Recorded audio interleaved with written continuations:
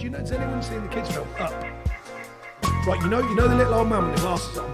I swear to you, we were playing away at Sunderland, and a live human version of the man in Up was there. And I said, the lads were like, the staff went, "Oh my God." Hello, ladies and blokes. Welcome back to the Utter Bloke Nonsense podcast, an American FPL podcast from the other side of the pond, where we try to bring a different perspective to the game, contrary to that of the British FPL content creators in terms of humor and just in terms of how to play the game. I'm Rabbit. I'm JJ. And yeah, we're going to start this week with just some minor team changes. We're going to talk about some anti-FPL stuff later. We've never really seriously tried to play anti-FPL. We've always sort of discussed it, but I think we should give it an honest go this year, because it is fun, or like at least it seems fun. But we could start off with just our actual, really competitive, actual FPL teams. So, JJ, do you want to start? Yes, the anti-FPL, as the real heads like to call it. Yeah, for me, the team is very similar to the one that you might have heard on the pod last week. I'm still doing the bench boost week 1. I still really like it, and I think that you can build a really good team around it. And I made a couple of moves, just sort of tinkering for what I feel like is going to be the best team based on just kind of gut and also some slight injury stuff. And then also maybe trying to not be as crazy high on Spurs as I had a Spurs triple up. I think that was the only team I had a triple up of. And so I'm rotating a little bit more. So my keepers are still the same. It's Kelleher and Areola. I think for week 1, they have 2 of the best fixtures for the 4.5 million keepers. And I think Kelleher is my favorite of the 4.5, at least for like the first handful of fixtures of the season. I think he's solid. He plays on a team that has a good defense, so I think even if I wasn't bench boosting, there's a chance that I could be going with him for my week 1 keeper, because I just think he's really solid. Vardiol and Van de Ven are holding out for my team last week. Then I have James Tarkowski as well, so those 3 are the same. But I did switch up my other 2 center backs. Or actually, I just switched out 1. I still have Konsa as well. I brought in De Kuiper like bits. I think that he's a good first couple of week punt. Brighton fullbacks are good. They have easy fixtures in the first couple of weeks. I'm going to rotate my defense anyway. Might as well give them a go. So that's the defense. In midfield, a lot of the same guys. Salah, Njai, Palmer, Kudus. Still that core 5. I did tragically sub out my guy, my favorite player, Jeremy Doku, to enable a forward transfer. It will be missed. So, yes, I'm gonna be so mad. I've watched every City game, so I'll watch it anyway. But if Doku does well, I'll be really kicking myself. But I wanted to enable bringing in Ollie Watkins at the striker position, so I brought in Elliot Anderson, who I think is gonna be probably maybe the best midfielder, like 6 or below, I would even venture to say. Regardless, I think maybe that's a little bit of a stretch, because I think now that Morgan Gibbs White is returning, I think his attacking outlook isn't quite as good.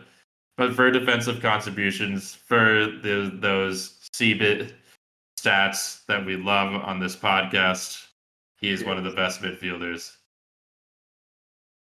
So I'm excited to bring him in. Then my forwards, I think I tinkered here too. Let me see if I had Joao Pedro. Oh no, okay, I still have Joao Pedro. I tinkered a little bit. I brought him out, brought him back in. I've been really like teetering on him specifically because Honestly, I don't like the ownership being so high. He feels like Yeah. a scam player. There's so many of these guys at the start of the season, and Kunku we talked about before. Um, Leon Bailey has been one of these guys. Like the price seems good, and like everyone brings him in to start out the season, and then they flop. But I really want two people as part of Chelsea's attack. I think they're going to be really good this year. Nicholas Jackson is looking like he's not even going to be part of the equation in Chelsea's squad next year if he goes to Newcastle. So I think Joao Pedro is just going to be a very good option. And then sort of an enabler because I wanted to bring in Watkins, the gap tooth goon himself, Nicholas Fulkrug. He started every West Ham friendly this season, this preseason so far. Seems to be nailed at the striker position. Very clinical finisher. I don't think that he's the best striker in the Premier League by any means. I think that he's older. He's not the fastest, but who knows? I mean, he's a goal scorer. He's a goal scorer's goal scorer. I think he has a pretty good penalty record. And so I'm just gonna roll the dice on him to enable some of these other moves. But yeah, that's my team. Yeah. A lot of people cooled off on Watkins. I think he is a little pricey. Like, I don't think I'm gonna have him in my team at all. I don't know. I'm just like also not really huge on Villa right now. So yeah. Honestly, if I had a critique of your team right now, I think I would just downgrade Watkins to Bowen and then Yeah. pick someone other than Fulkirk. Really. But yeah, like it does suck that like I mean the only reason why I'm trying not to like uh, think too highly of Bowen just because it he was so good the past two seasons because he was a midfielder and now he's not. It's gonna it's really gonna hurt him as an asset.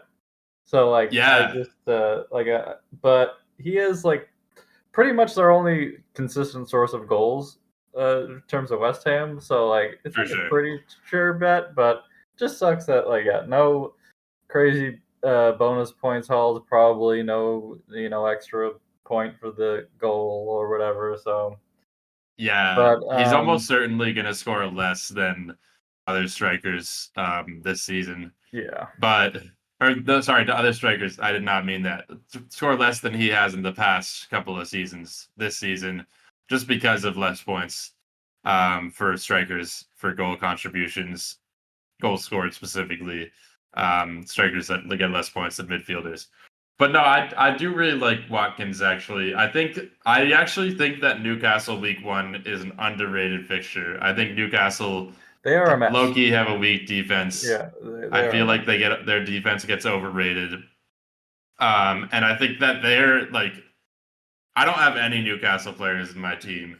And I feel like that club is really like this offseason is weird. Like it feels like they're kind of in shambles right now. They've tried to get like 11 different players that have all fell through now, and they don't have a sporting director.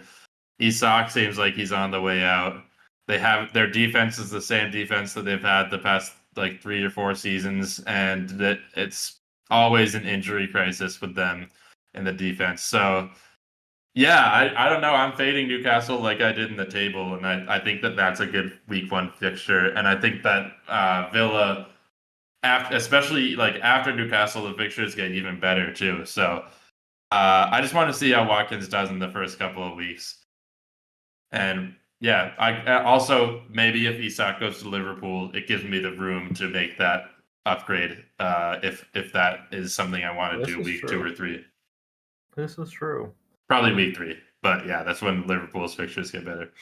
Yeah. Also, Newcastle leaving behind Target in Korea is just hilarious. Like, Yeah. They can't sign anyone, but informally try to terminate this guy's contract. That's crazy. It's like Yeah. That is so crazy in South Korea. Yeah, they spiritually left him behind about like 2 years ago how for does that those even FPL happen people. though? And that's so crazy. Yeah, it's like when you're on a field trip and you have to like check off all the kids' names. Like I don't know how. Yeah, Yeah, it's really crazy that would happen. it's all Eddie Howe's fault. He lied. He lied. He's like, no, everyone raised their hand when I said their name. Like, Yeah, he's like, we definitely are not going to forget about Matt Target on this flight. And they forgot about him. Just like he does horrendous. when he tells people who's playing. But yeah, what's your team like? Yeah, so I didn't make it too drastic of changes. I guess the biggest change is I upgraded Konsa to Milinkovic. So now my back Nice. three is Wan Bissaka, Milinkovic, Ait Nori. The main reason I did that is because when we look to the midfield or primarily actually the striker, I brought in Chris Wood. And I just didn't want to have a Forest triple up, to be honest, because I previously had Hudson Odoi in midfield, but just to go through the whole team from back to front, I got Raya in goal, who now I am realizing Arsenal don't have amazing fixtures to start out the season, so I might go down to Kelleher. True. I have always liked him as a keeper against Chelsea and all of the cup games and all the cup finals we played against him. He's just incredible. But I do think he's just an excellent shot stopper, and he's going to be seeing a lot of shots at Brentford. So Yeah, very true. when he gets a Well, clean sheet, it'll probably be huge. yeah. Well, similar with Raya too. Raya, Raya. One reason why Raya is so good is because even in tough fixtures for Arsenal, he makes a lot of saves, and the way that they defend, like sort of like how Brentford defends or used to defend. We'll see if they still do under the new coach. They like kind of like they want you to shoot, but they want you to shoot at like angles that are really easy for the keeper to save. And Mm-hmm. so that leads to a lot of saves for both Arsenal and Bournemouth or Arsenal, what's Arsenal and what's Kelleher's team again? Brentford, Brentford historically. yes. Um, so yeah, I think I mean I can see the vision with Raya, but yeah, I think Kelleher is really solid. I also just like I do just feel bad not having any Arsenal defense because there's no reason to think that they're bad yet, but we will see. But going into my back line, I have three at the back: Wan Pisaka, Milenkovic, Ait Nori. I'm still holding out on Ait Nori. I really want it to work out. Like he's sort of like my biggest punt, I guess, on this in my team. I would say just because people just going huge for Guardiola, which I understand. Like I might wild card out of it if I'm might do the most sideways move ever. But on my bench I have De Kuyper and still Reinildo, who did start for Sunderland in their friendly. Happy to say Okay. he started at center back, which Yes.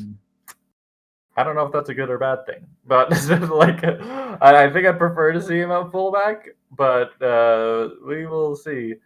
In my midfield five, I have Emil Smith Rowe, Kudus, Palmer, Ndiaye, Salah. I feel like a lot of people just have Ndiaye, Salah, Palmer. Those are Yeah. template picks, but I'm just having a hard time picking a 6.0 midfielder, really.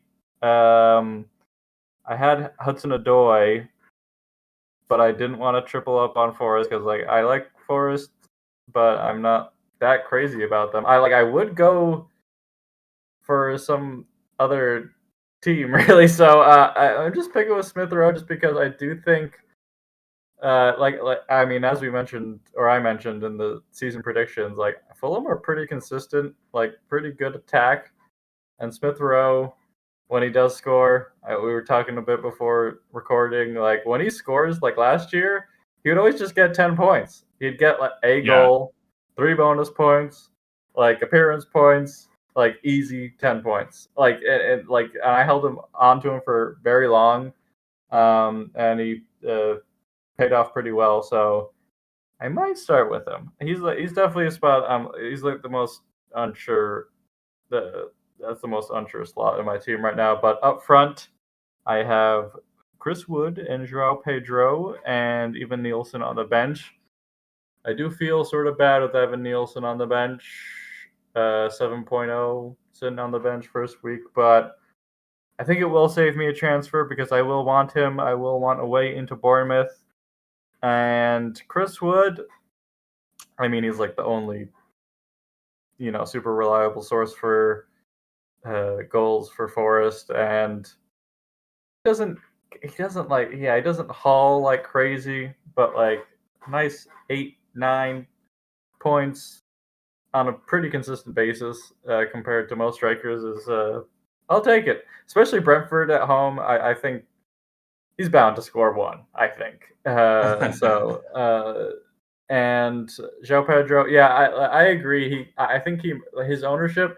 It is now at 52%. 52.2. Yeah, he is So the highest owned player in the game. still the highest owned, but not as Oh high as no, 70, actually which is Salah. crazy. He's the highest owned Oh, striker. Salah has more ownership than him now, okay. actually. But But still, yeah, for yeah, a guy like João Pedro, that's crazy. yeah. Like I think people were initially super high on him. Well, there's a hype factor for sure, but there's also Jackson was suspended for this game for the first game Yeah, week for sure. So they're just like, okay, it's a safe bet. It is a safe bet for the first game week, but the minutes might genuinely be an issue down the road. I like it's still not out of the question. So yeah, we'll see. But if Chelsea gets Simons and there's just gonna be so much service. So like whoever is starting striker for Chelsea, I want them. Yeah, that's my team for now. I'm not feeling. I think I said last episode I was sort of on the fence about bench boost one. I think I'm like sort of off the fence. I don't think I'm gonna do it. Just because I like if I'm gonna bench boost game week one, I'm gonna immediately wild card. And honestly, I'm just not feeling that confident about the lay of the land, I guess, in terms of the league. Like I feel like as soon as I see game week one, I'm like my mind is gonna change about a lot of teams and a lot of players and or even past game week one. Like just getting a feel for how just really using my eyes, using the eye test, just looking at how the other teams play. I just want to get more of a feel for it than to really commit to this strategy. Even though I am probably just gonna wing it when it comes to the bench boost chip at some point. I'll just be like, oh, my bench is looking good enough. Fuck it, I'm gonna use it, because yeah, we have a huge influx of chips. I'm not like trying to baby them too much, but yeah, I think also yeah, just the even Nielsen thing. I do like it's like I just find it hard to let go of just saving a transfer for Bournemouth just sounds really good right now. I just can't get over it. So yeah, just having 7.0 on the bench for a bench boost horrible. So yeah, that's how I'm feeling now. We'll see though. fair. Yeah. I mean, the 6.0 midfielder, you have one of the best midfielders in Europe, who the fidget spinner, Fabrizio Romano's guy, Anthony. Yes. Yeah. No, I, Anti-FPL. yeah, exactly. Yes, if you want to do an anti-FPL team, and yeah, I mean, if apparently if he stays, he's gonna play. So I think that he's gonna break every record in the Premier League because I've just heard through these gossip guys who report on transfers that Anthony's a really great guy, and also a really good player. So,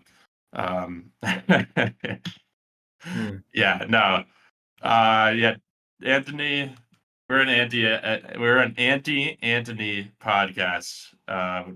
Not going to be bringing him into the team. one thing that's interesting is I was trying to figure out who the number 1 owned defender in FPL is, and I was a Ooh. little bit surprised. Do you know this? I do not. Is it It Van Dyke? No, so he is up there. He's number 5. No, sorry. Yes, number 5. Number 2 is Frimpong, which is pretty wild. I had him in my team at one point, but the more I thought about it, I think he is kind of a rotation risk. Yeah. But Turquez is it's Juan looks nailed Bissaka. though. Yeah, Wan-Bissaka. Yeah, Oh yeah, yeah. people are going crazy for Wan-Bissaka just for the opening fixture, I think. And last year he did get more attacking returns. Yes. Like it was sort of crazy. And like No, last if Potter's gonna keep using a back five and him at wing back, like it's not a bad look. last year he was really good, and he is like, yeah, in an ideal world, he's someone who can get goal contributions and the CBIT for defensive contributions as well, Yes. because he is like a good tackler. Um, I'm just not high on West Ham. I mean, I say that as someone who has Yeah, Fulkrug as a yeah, striker. wow. But like especially their defense, I don't know. I just feel like they're very questionable. They haven't really done a lot in this offseason to inspire confidence. So I brought in I meant to mention De Kuiper I is who I transferred in, but I transferred out Juan Bissaka for that. So yeah, those are our teams. For the FBL portion, we were thinking of each giving our own sort of 11s for our anti-FBL, and then we're gonna make a combined 11 based on the players that we each bring in and what we think is going to be the best one.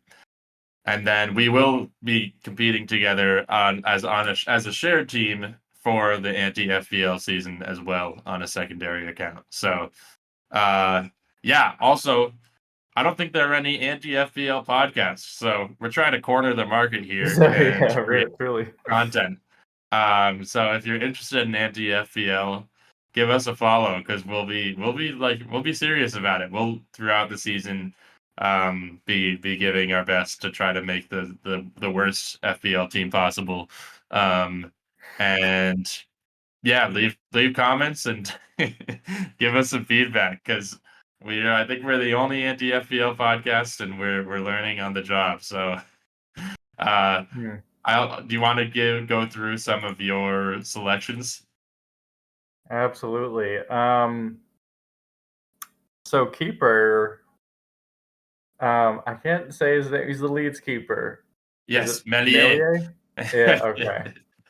He he's fine, I guess, but like he's just gonna be. He's not a great shot stopper, from what I remember. He is prone to like a horrible mistake with the ball at his feet. So I think he's a pretty solid pick. Yeah, like also, Chelsea were actually sort of in for him at one point, and I was terrified. Sort of like the French Kepa. Like he reminds me of like a French Kepa. Tall Um, Keppa. is he taller? Um, He he's looks tall. He's small. really tall, I Okay, think.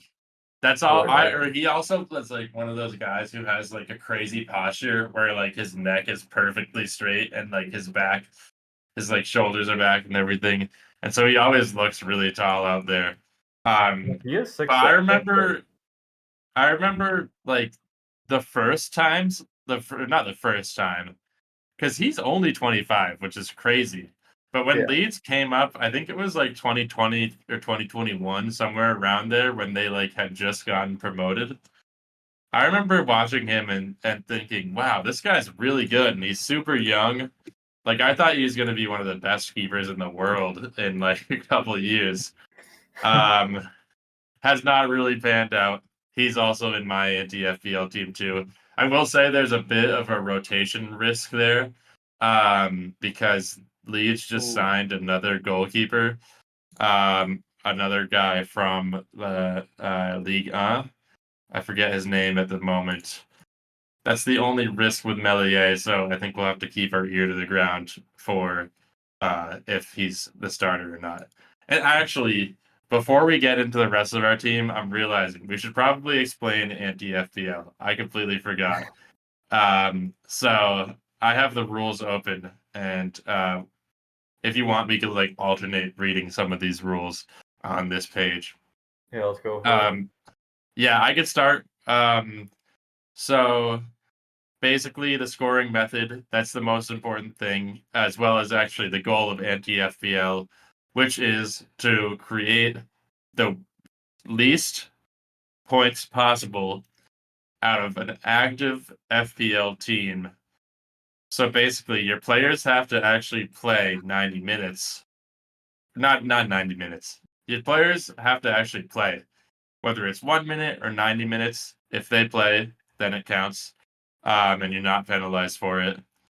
And you want to basically make the worst team possible, the least scoring points team possible. Mhm. So one way to enforce that is there is an inactive player penalty.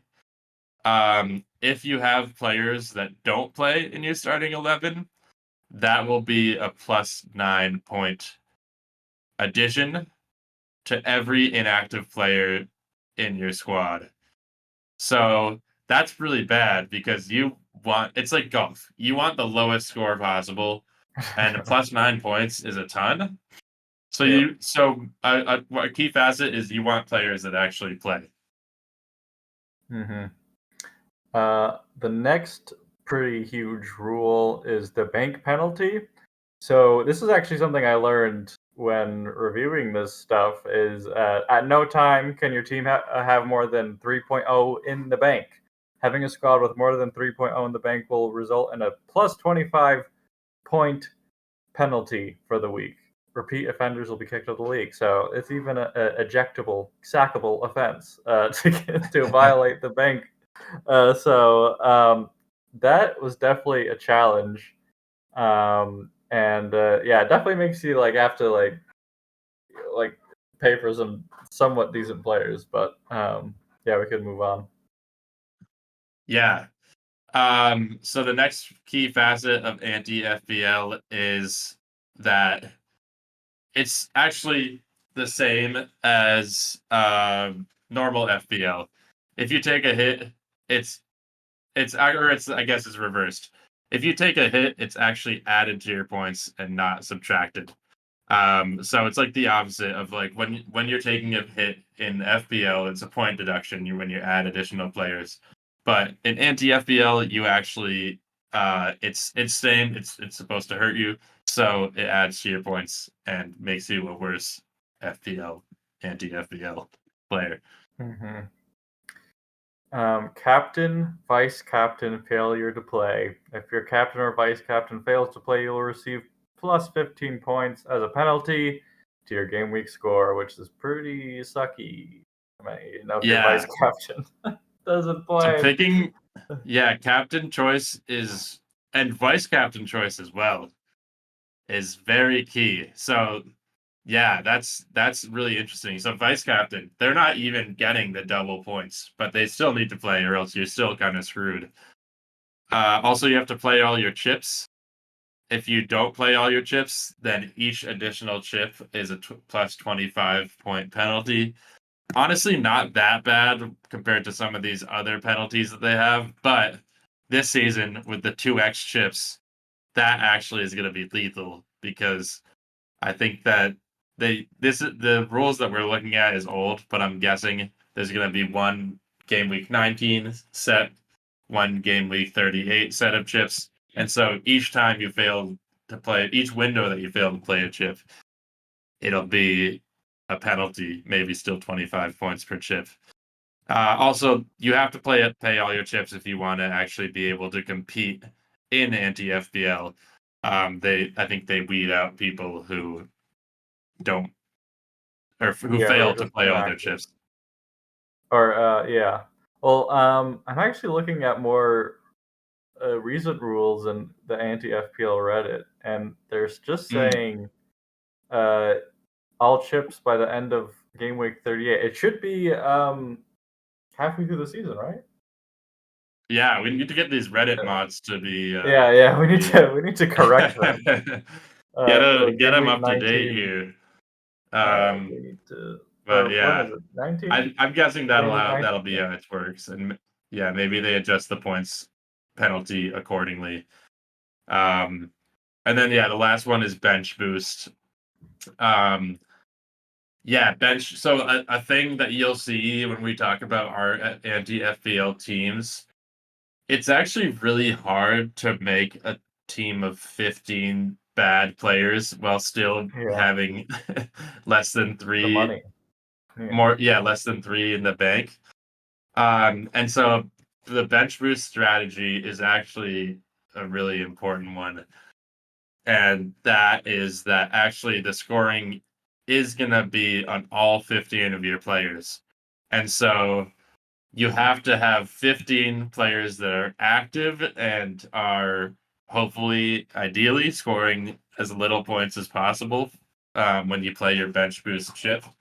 And the inactive penalty counts for all of your players. So even if you have a bench player who is like maybe you brought in someone who is injured or whatever, and you're just trying to maximize your cap with this team of bad players. If they don't play, you'll still get the 25-point penalty. So with a bench boost, that honestly, it seems like probably the most strategic part of it, and it probably is going to be paired with free hit or a wild card, because it's really hard to build a team like that is going to be bad. Yeah. So we can get into the team. Well, yeah, we started with Melier. I think we explained our reasons pretty well there. Yeah. But yeah, like it's not so much Probably going to about him. allow a It's lot more of just goals. bad defense. Yeah. Yes. Yeah, Leeds are not even last year. They scored a ton of goals, but their defense wasn't the best in the championship. And I mean, newly promoted teams generally don't do so well in terms of clean sheets and all that stuff. So I think that he'll allow a lot of goals. Maybe he'll get save points. That could be that sometimes is a saving grace for players on bad teams in FPL. But yeah, I don't think that he's going to be very good. I think there's a good shot that he's the worst keeper starting if he starts in FPL this season. So I have him in my squad as well. But we can go through some defenders now. Yeah, I'll just like rattle off my back five. Spoiler, I have a back five. So I have Kyle Walker, Kilman, Nice. Ballard of Sunderland, Stroik of Leeds, double up on that Yes. Leeds defense, and Delit from United. Okay. First big player, yeah. But like, United. Yeah, Walker. I mean, he's washed, and Burnley are not going to be that good. I don't think. Honestly, well, if the championship is anything to go by, they actually might keep the most clean sheets out of the like promoted teams. But yeah, I don't know. Walker, yeah, he's just not that. I'm just hoping he gets like yellow cards and stuff. Yes. But Kilman, ever since he made the move from Wolves, has like just not been that good. Also, just West Ham have been not so good. And he's just a yellow card merchant. I feel like he's not that clean of a tackler, to be honest. And Sunderland defender Ballard. I mean, Sunderland defense. That's gonna leave it at that. Stroik from Leeds. I know he's a dirty player. He's definitely gonna get at least one red card. That's my prediction. And yeah, I remember him absolutely snapping Harvey Elliott's leg. It was not nice. But when Leeds were in the Prem last, so I can't believe he's still playing. But I think is he from North Macedonia or something like Strauk? that? No, Yeah. he's Dutch. Oh, okay. Yeah, I Whatever. think you're thinking of Alioski was their the Leeds' North Macedonian guy who Okay. had he was a very good like long shot and set piece taker. Okay. Well, this guy has no skills. He's just dirty. And Delit, I mean, he just I don't see him as a goal threat, and I think Man United's defense is bad. So I think in terms of a player from a quote unquote big team that's a defender, I think he's probably one of the worst. Um, so in terms of FPL, at least, I don't think he's like horrible, Yeah, but yeah. that's an interesting pick. I didn't think about him, but yeah, I mean, I'm also fading United in my team, so that's a very fair pick. Um, did you get the chance to talk about all the guys that you wanted to there? Oh yeah, that's the back five. That's all Cool. the defense. Yeah. I also have Kyle Walker. As a City fan, I was firsthand witness to his downfall. On top of all the other bad stuff about Burnley and him being washed, like yeah, like you mentioned, he fouls a lot. I feel like he has a red card or five in his bag, and he gives up a lot of penalties. He's just like a really reckless tackler, and it was really frustrating last year. Like he would always there would be a lot of penalty shouts, and I feel like City even got lucky with a couple that didn't end up being penalties that were very questionable. Yeah, he just like he's athletic and strong, and he'll just like run into tackles and run through guys, and it could be very frustrating. So I want to profit off of that frustration by having him in my FPL team. I have Jaden Bogle from Leeds in my team. I feel like could be a little risky because he's actually pretty good at attacking as a defender, but he fouled a lot. He actually was one top three for fouls in the championship last year. And Leeds defense, I just continue to want to fade them. So I think Mhm. that he will not be very good. I think that they won't be very good. And like the worst case scenario is if he's like the Alfie Dowdy of this year and he's able to get returns and to be like a surprising asset. But I just think with Leeds' defense, I think that he will get a lot of blanks, a lot of fouls, a lot of games where, yeah, he's just not putting up points, which is exactly what you want for anti-FPL. Up next is a Mhm. player that I feel like honestly we probably won't have in our combined 11, but it's Keane Lewis Potter from Mhm. Brentford. He's actually like kind of a good FPL asset. I feel like because he's a wingback who is pretty good in the attack. The reason why I picked him is because he is a 5.0 asset and expensive assets are actually really valuable in anti FPL because you want to be able to build an entire team that is expensive while also being bad. So guys like him, I think he's a solid pick for that reason. But yeah, I do think that attacking returns could be more than ideal with him. But I also think that Brentford's defense, I don't think it'll be as good as it's been historically because there's just been a lot of turnover in the squad. New coach, lost several players. So I'm just the Lewis Potter move is mostly just fading that defense as a whole. I have Try Hume from Sunderland. Very similar logic behind Jaden Bogle. Newly promoted team, a defense that I think is not going to be very good. I think they had the worst defense of any of the promoted teams. And he also fouls a lot. He was up there for most fouls in the championship last season. My final pick, which I'm really happy about this one actually, is Matt Doherty from Wolves. Mhm. I think that he is just not a very good player, and I think that he may not be nailed, but I think he will be like he plays more than he should for how bad he is. And I think that he if he doesn't start, he'll be on as a substitute, especially since Semedo from Wolves actually just left. So I think that they'll be thin at the right back slot. So I think that there's a good chance that he gets some minutes and maybe is like a cameo rather than a full-time player. But I think regardless, he's gonna stink it up. So I like him for anti-FPL. Yeah, he also is a bit of a yellow card magnet. Yeah. um, yeah.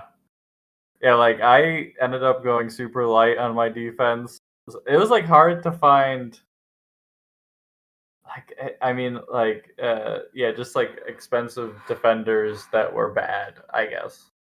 Like I think Yeah. it's sort of easier going into the midfield and attack, which I will go into right now. All right. So I have a midfield four right now. I'm also realizing I'm not really meeting the budget requirement, but whatever.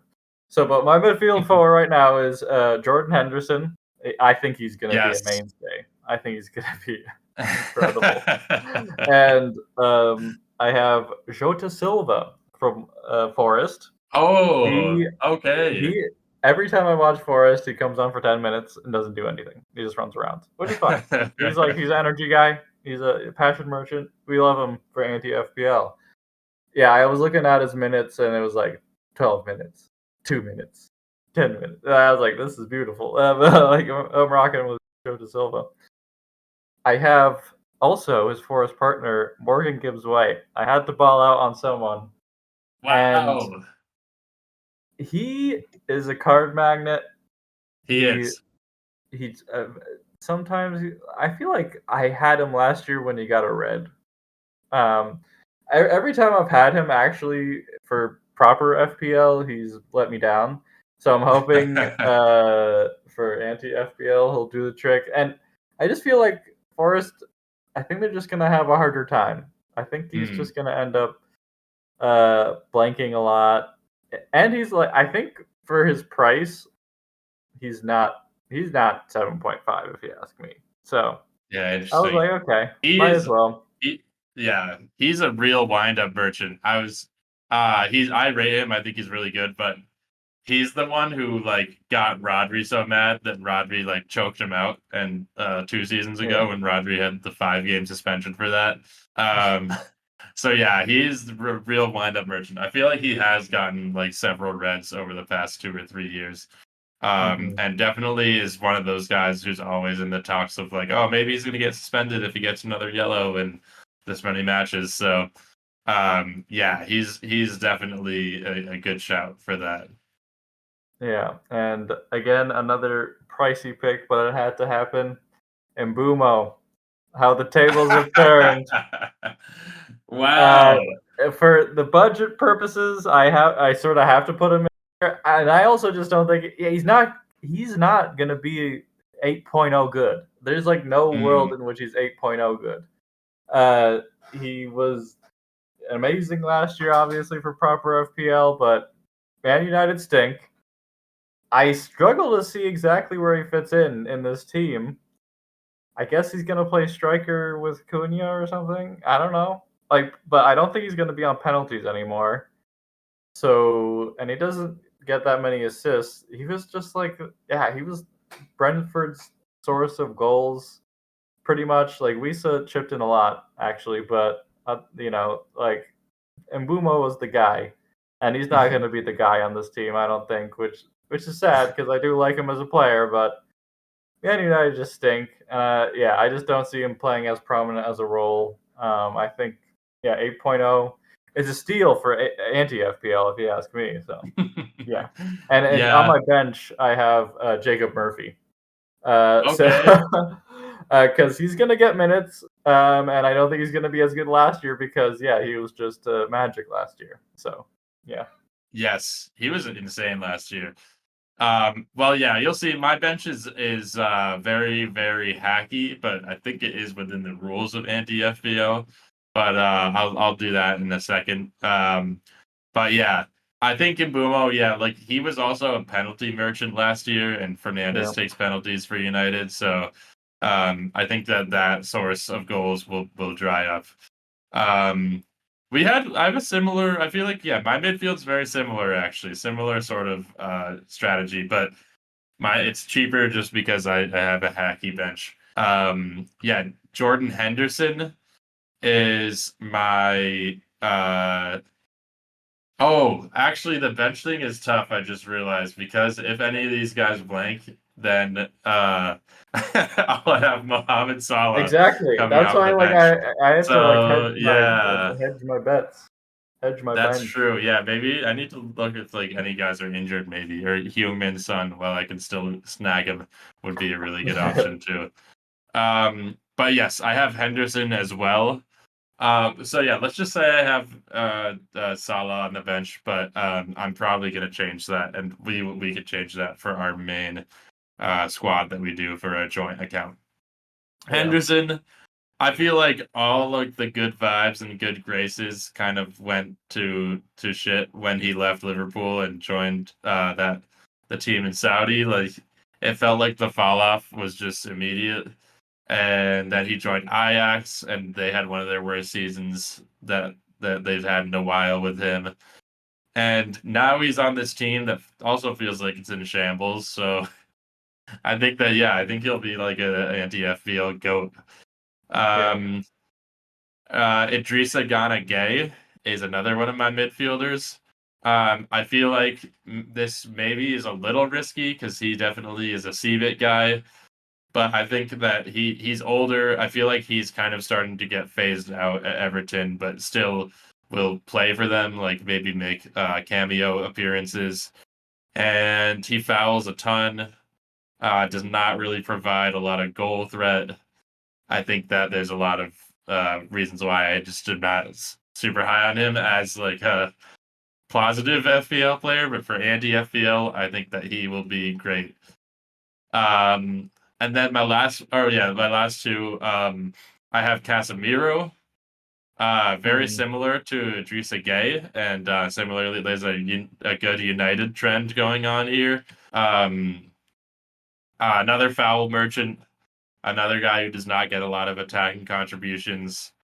And he's just like, I think he's so washed. I think that he will, he like might not play a lot, but I think that he's Yeah. another guy who will like, who's probably too good to not play at all. So he'll be like a cameo type player.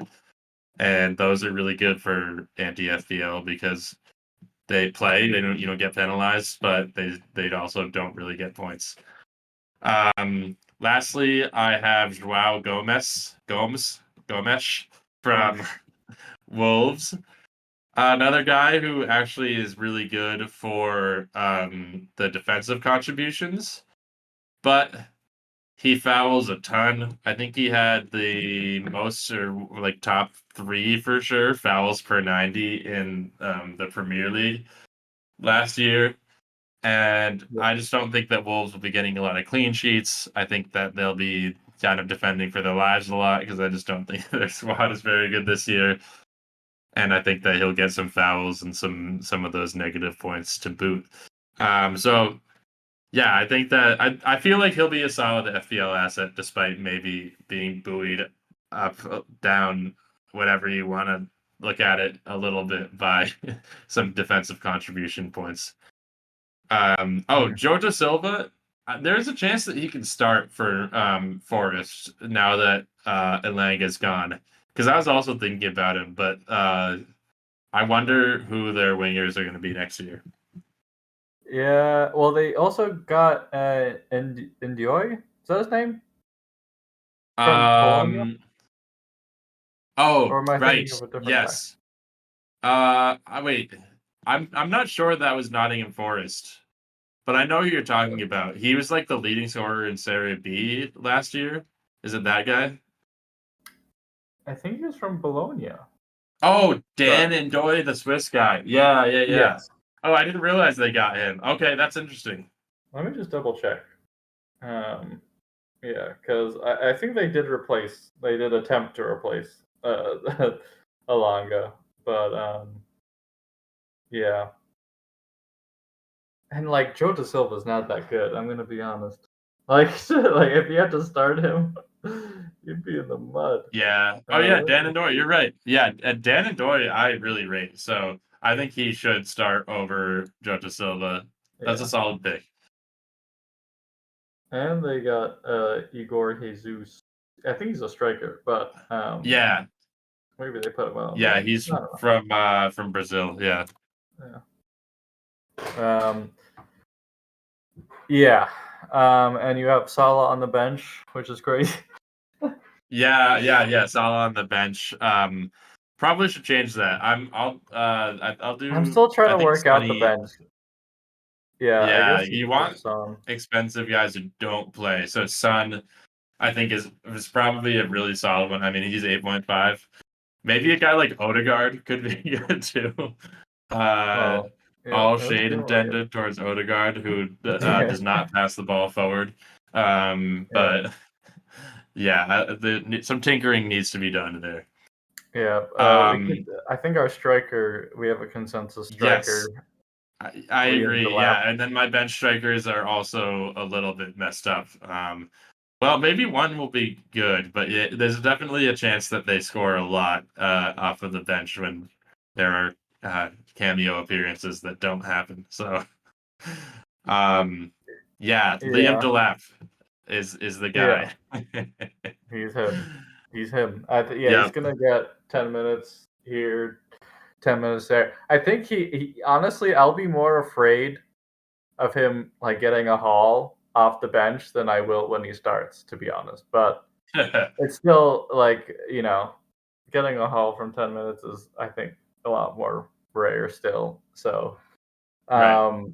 just because like him against tired legs is actually like a really good strategy, but um Yeah, I was just it's thinking just that. That's actually like a but little bit scary. yeah, because like when he has to start games, I feel like he'll sort of just when everyone's like at peak fitness for that day, like it's just like okay, he's containable, but when you're tired and you have to come up against the bulldozer Liam Delap, he's tough. He's tough. Um, Yeah, he is but a bulldozer still, indeed. The we'd most still love fouls per the. 90 in the Oh entire yeah, Premier League last year, yes. which is nuts. He loves to press, and yeah, just like the lack of minutes will be huge. We'll love it. And on my Yeah, no. bench, Oh yeah, I have Gyökeres and Holland. Lol. let's go. But I Yeah. think Gyökeres is honestly, I'll want to keep him on the bench because I think he is. I think he's going to be fine. He's still going to score goals, but I don't think he's going to be 9.0 worth of goals. So I think that's like what I'm coming to when building this anti-FPL squad is just that like we have to go for the overpriced players. Like if we Yes. think they're overpriced for a reason, and it's because they're not going to be hauling like crazy. Maybe they'll get a goal, and it'll be very sad. But we'll also have plenty of players who are zero chance of getting goals. So we just got to balance that out. So yeah, Yeah. I think especially for bench spots, like Gyökeres is really a perfect guy to throw in Havertz there. as well. Um, yes, yeah. Havertz is great. Yeah, Delap, yeah, the fouls per 90 stat is so crazy because, yeah, I reiterate, he had the most fouls per 90 last year in the entire Premier League. Not among strikers, like among all players, which is so crazy. For a striker to foul that much is Hear you just to wild that. to me. But he could be an anti-FPL god for real. Um, Another shout. So, oh yeah, I'll go through mine first before I go through some shouts. Yeah. Isak and Holland are my two bench strikers.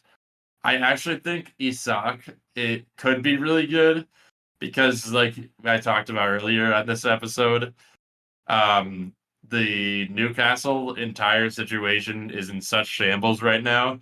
I could see him staying and being super disgruntled and like not wanting to play or like not really giving his all and just stinking it up. So I still feel like there's a shot where anti FPL he could be a good asset there.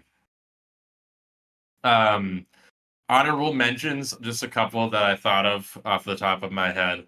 I think that Ekitike, if Isak does end up going to Liverpool, I think Ekitike will end up being sort of like a second fiddle and will end up being sort of like the Darwin for the Liverpool squad this season, where he's not really able to get consistent playing time and he comes off the bench and he's just like not like I think consistent playing time you can get into a rhythm and you could play really well if you're a good player.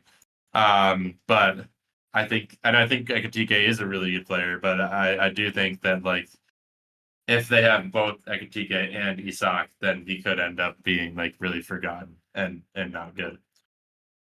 Yep.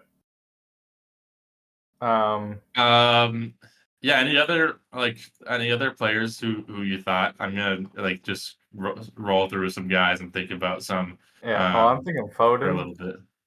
Foden is a Yeah, shout. sad. Yeah, I mean, The just problem with pep Foden though, rotation. Pep rotation will be yes, helpful for this, and he's 8.0, definitely overpriced as of right now. Maybe he'll like have an amazing second half, or whatever, yeah, and he'll start every game. potentially, But potentially. they'll transfer him out by He then. was good in the Club World Cup. I'll give him that. He's very good in the Club World Cup. Last season was a bit of a disaster season for him, where he was going through both physical and like just like outside off the field stuff, and really struggling. And you could tell by the performances. But I think one thing for him that will be actually like a detractor for anti-FPL, and like why actually a lot of City guys will be tough, is because Pep doesn't make a ton of subs, so there's a chance, historically at least, there's a chance that they could just completely not get featured, Yeah, and so it's that's risky true. to start them at least. I think he'd So be yeah, I on my think bench. Yeah, just to like yes, yeah, soak for up a some bench budget. asset at 8, I think that's pretty good. But I do think that Son, like if you want a guy who's like literally never gonna play, now that also could penalize you because he's literally never gonna play. So he's if you do have to bring him in, then he is just gonna be an automatic +9. But yeah, Son, yeah, Foden actually is solid for that. Now that I think about it more, or could be if he plays consistently and is still bad. Um, Morato on Nottingham Forest is another guy I was thinking about. Um, Does he just now get minutes, Forest have like a scrap ton minutes? of center backs. So what's that? Does he just get scrap minutes? Morocco? Yes, like I think that he is is a guy who is just like a cameo late game, like for headers and corners, defensively and offensively, because he's like pretty tall and good in the air.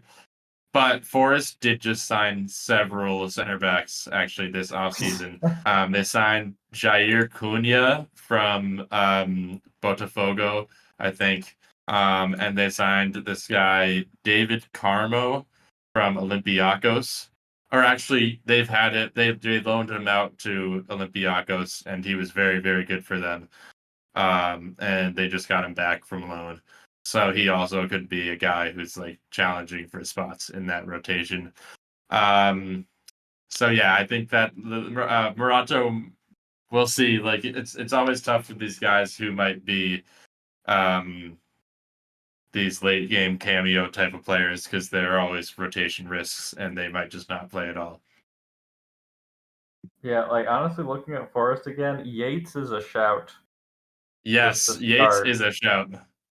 Yates is Um, a great shout. He fouls I a lot. remember, yeah, um, I remember, like, yeah, watching him 2 years ago, and like he was just like he's never scored in the Prem, and then he eventually did score, but I was just like, Yes. okay, he never scores. This is great.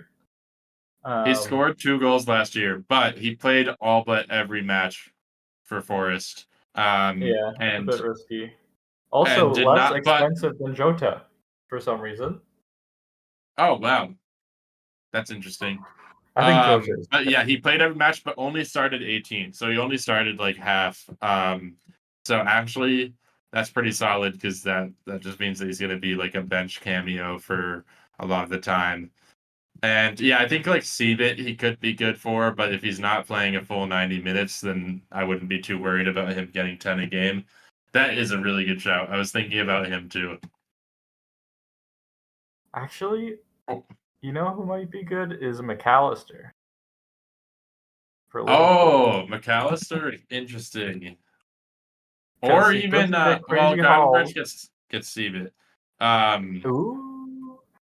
Well, I mean, Gravenberch, like, will he get enough though? Well, because they're gonna be in possession. Yeah, probably not. Probably not. Yeah, McAllister. Yeah. What the heck? He's 130. Fatmob that's crazy. 130 million. Fatmob is like glazing Liverpool on these transfer values. I swear.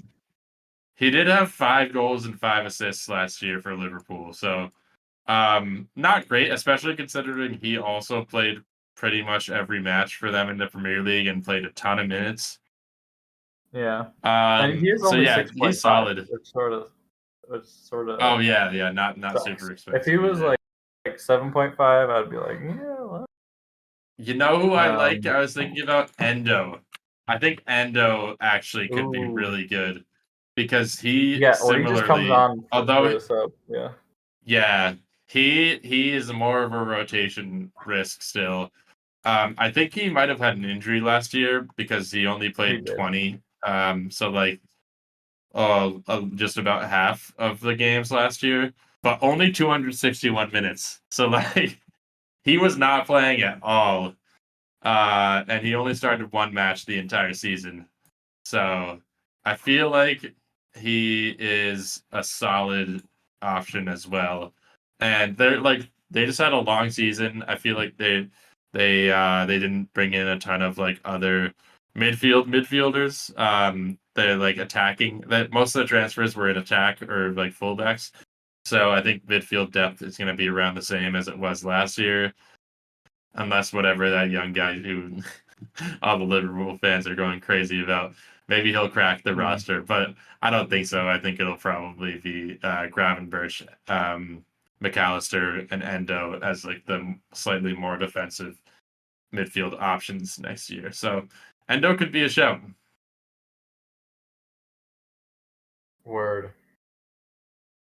Do we want to wrap it up there? Yeah, well, I think we've exhausted it. Yeah, we'll continue to think about and to give our thoughts on the FPL, just the assets and the anti-FPL assets, and we'll continue to give updates on our team, what it's looking like, and we'll put it together in between episodes. Only like a week and a half away, pretty much. Right? Crazy, yeah. Next Friday, the start of the season. We've got the Community Shield on Sunday.